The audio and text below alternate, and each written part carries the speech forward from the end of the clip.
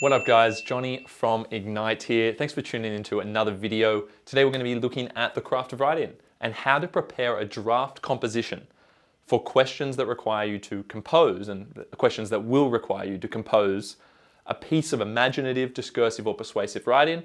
Well, how do you prepare for that? How do you prepare for that in advance? Everyone thinks you can't memorize anything. Everyone thinks you can't prepare a draft because it's not going to be relevant on the day. Well, personally, I don't think that's the case. I think there is a way to prepare. We're going to go through the guidelines of that today. Strap in, enjoy.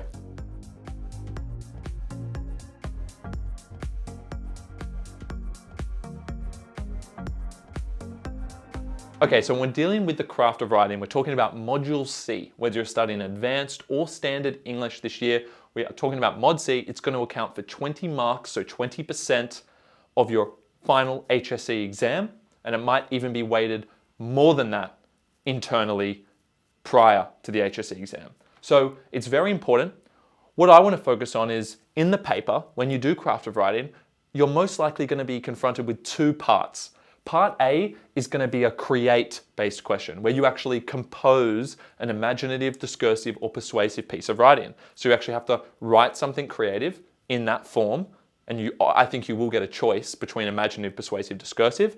So pick the one that you like and are comfortable with and have studied in class. You're going to be asked to compose something that could be 10 marks, 12, or even 20. It could be the whole exam is just compose a piece of writing. I think that's less likely. I'm going to be focusing on these scenarios. But what you'll then have to do in part B of the paper is actually do a reflection on your choices and on how you used a prescribed text and how you're inspired by a composer of a prescribed text in terms of your style of writing in your composition that you did in part A.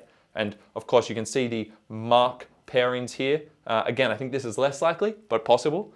But I think they'll want you to do a reflection. I think they'll want you to actually be forced to be accountable for your decisions and actually prove to the marker that you actually did use different features and stylistic devices from a text or composer that you studied and you've used them in your own writing, because that's the gist of the craft of writing.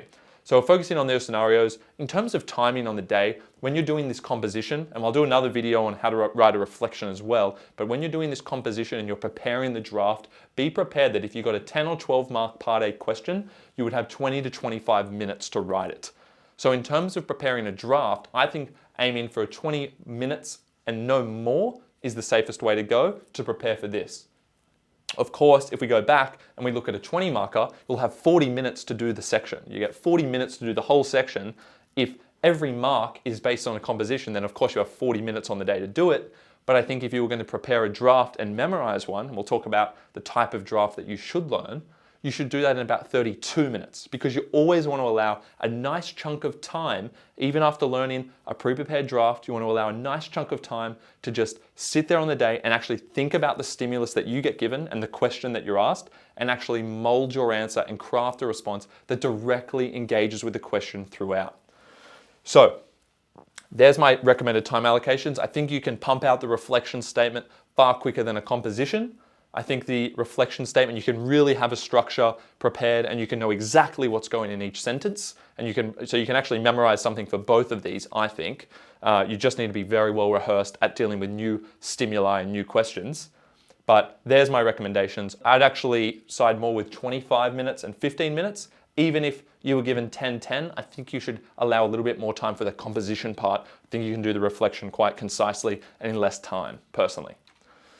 Okay, so let's look at 3 different types of questions, because that's going to inform my guidelines. If I give you these guidelines and I say, look, your draft response for the composition part, part A, where you actually have to do an imaginative, discursive, or persuasive, if I tell you these guidelines and you don't know why, then you're probably not going to be as incentivized to go and do it. So here's why. These are the 3 NESA sample questions that you're provided with, and you can look these up online. And my guidelines are informed by the prescriptions and requirements of these questions. So you can pause the video and read this stimulus if you like. I'm not going to go through it, but notice the wording here. Use this warning as a stimulus for a piece of persuasive, discursive, or imaginative. So you get a choice, and every question is going to give you a choice. None of the ones that NESA have provided make you do a particular type of writing, so I think you definitely will get a choice. that expresses your perspective about a significant concern or idea that you have engaged with in one of your prescribed texts from module A, B, or C. Now, there's a couple of things to note here. It wants your perspective about a significant concern or idea that's actually in one of your texts. So you can't completely move away from your texts. Just because you're using the same style as a composer that you've studied doesn't mean you can actually disregard what they're talking about, or the themes or concerns or moments of tension in a story that you've read and studied. So you can't go too far away from the text. You should definitely know the concerns and ideas of your text very well, because you could definitely be asked a question like this, and then it asks for your perspective, so you're going to have to play around a little bit with it. You don't just repeat exactly what the composer did. But also note here, it only asks for one of your prescribed texts. It only asks for one. So because it only asks for one, that's going to inform my guideline that I think you should actually just really hone in on one Module C prescribed text and try and mirror the writing style of that composer and try and address the concerns or themes of that composer in that text. And I think that text should be from Module C only. This question allows you to pick from Mod A, B, or C, but I'll tell you why that's dangerous. Because if we look at another question, look at the guidelines here.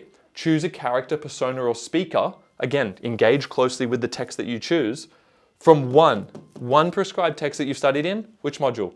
Only Module C. Here you don't get the option. So don't prepare to do a Module A or B based composition.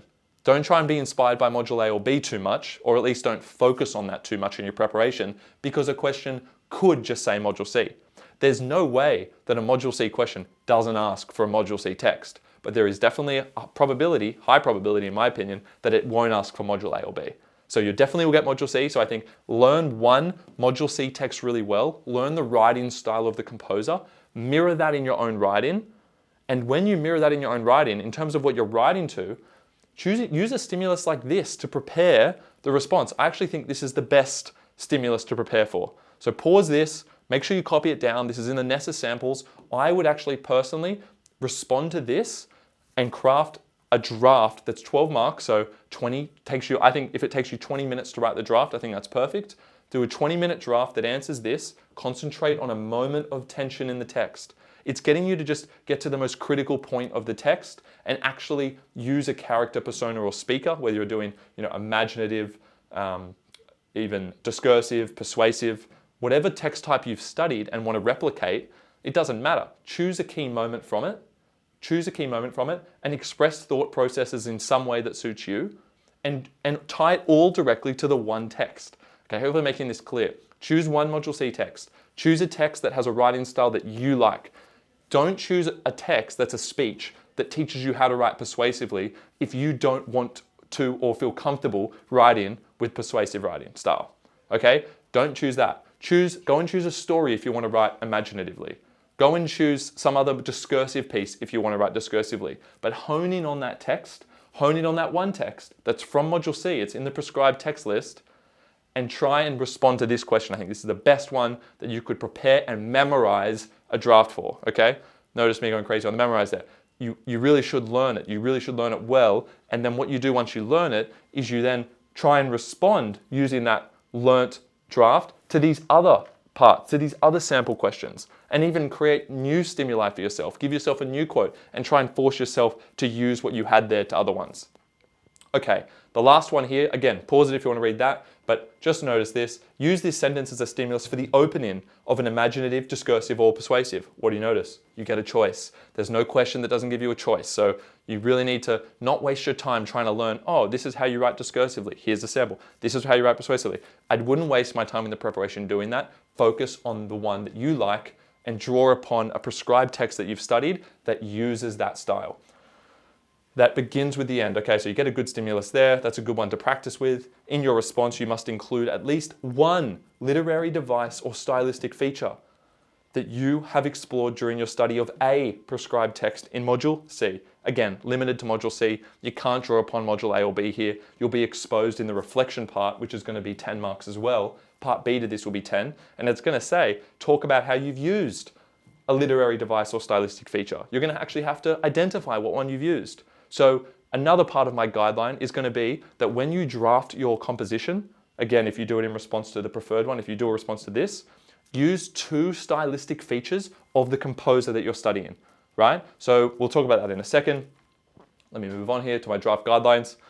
Actually, before I show you that, you want to use 2 stylistic features. For instance, if they use first-person narrative voice, if they use a heavy amount of naturalistic imagery or a naturalistic writing style, or if they use a lot of rhetorical questions if you're doing a speech, or if they use lots of anecdotes, or they do flashbacks, any of those kind of features, you need to try and actually consciously use them in your writing and still talk about the same concerns or ideas as that composer, okay? So see how we're building a bit of an idea here of how to actually draft this ultimate composition that could be used as an adaptable form, right? As an adaptable version in the exam. And you've got to do lots of practice with it, of course. So the guidelines are here. Memorize 1 core 20-minute draft, okay? That's the first guideline. Do it to that part B question, as I've directed you to that as well.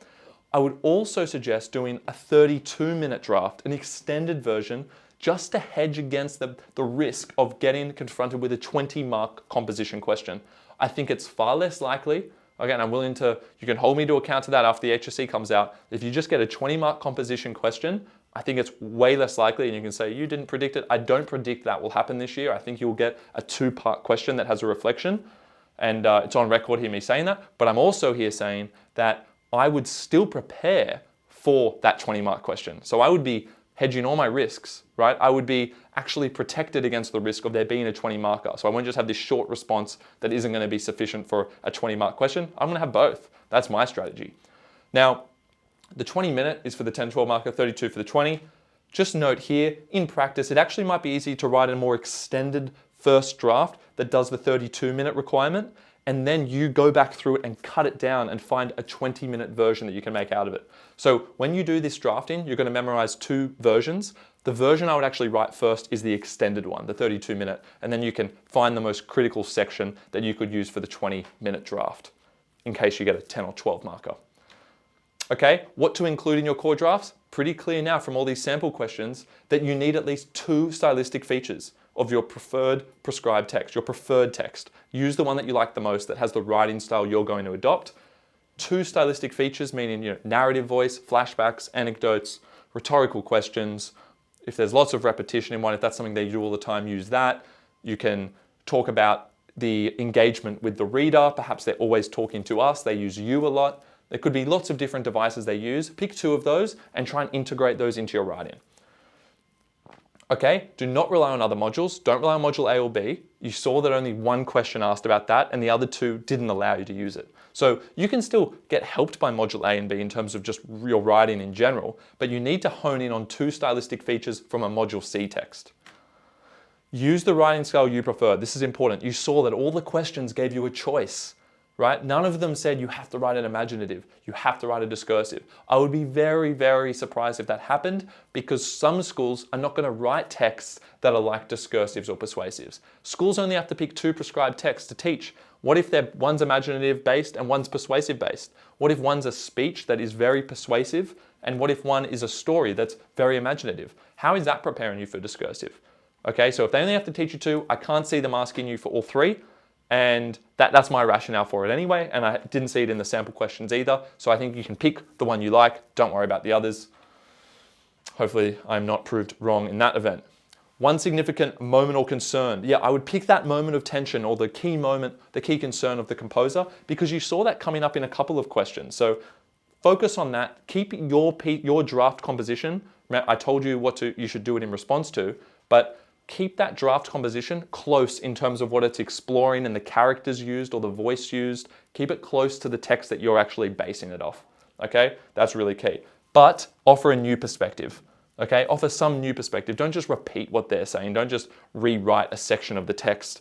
Otherwise, that's not you adopting the style and showing that you know how to use it. That's just you repeating what they did. So make sure you do show a new perspective. Maybe you want to write from first person and they wrote from third person. Maybe you want to change the focus slightly or disagree with their point of view a bit and talk about the same issue in a different way, but you still want to use the same writing style.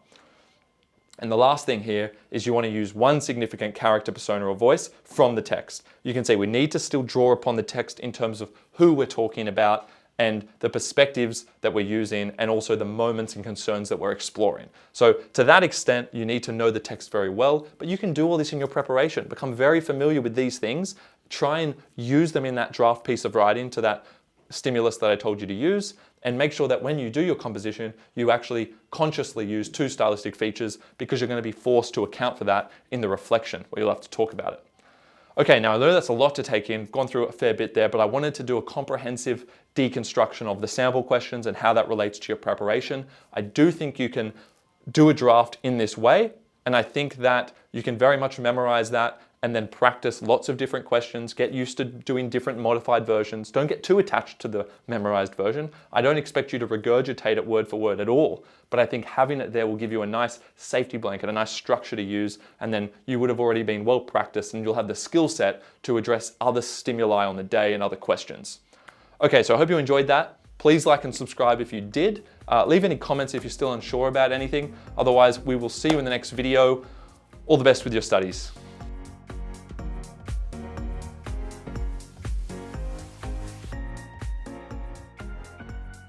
Hey guys, thank you so much for watching. If you do like the content, subscribe to our channel and we'll have more videos coming your way.